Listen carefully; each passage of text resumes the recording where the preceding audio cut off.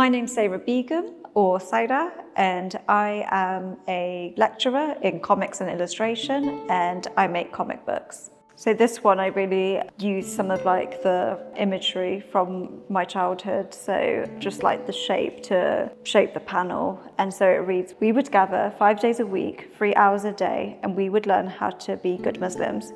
The lesson would begin by reading the Quran in Arabic.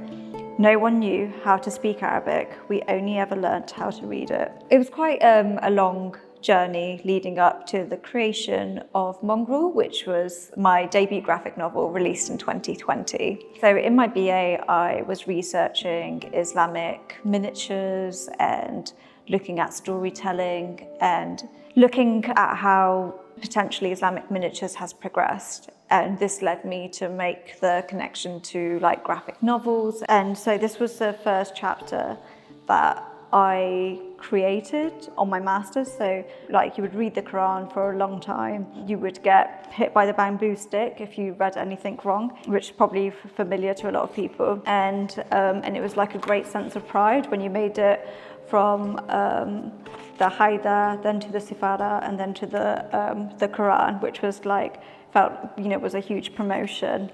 So I chose the title Mongrel, and I think I was looking at the treatment of mixed race people in history. I was being called that as a joke, in a loving way. I think it was just taking mongrel, which seems very negative, seems like a way to devalue someone, and actually take ownership of it and celebrate it. So two of my huge inspirations are surrealism, just not a specific artist, but surrealism in general, as well as Islamic miniatures. So looking at how people are drawn, the two-dimensionalness of Islamic miniatures. And, sometimes the awkward proportions, how the head feels too tilted to the right or left, and just this that body language that you see coming through. So it lacks that three-dimensional picture building or picture plane that we're used to seeing in Western art.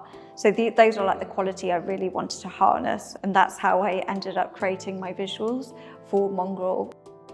I love this spread as well because it captures the challenges Amma faced, people when they don't have the patience to understand anybody who speaks in a thick accent, and then, being called the P word.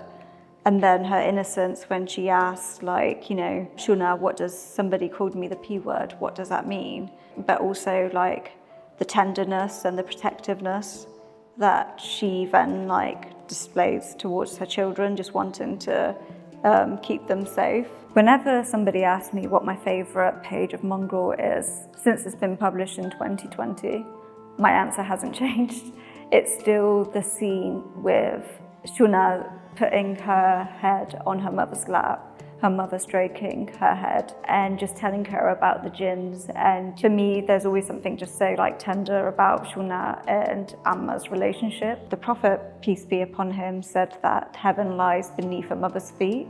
And that's why I really love that page as well, because it just speaks of the love that a mother will always have, or certainly Shuna's mother will always have for her, despite the differences.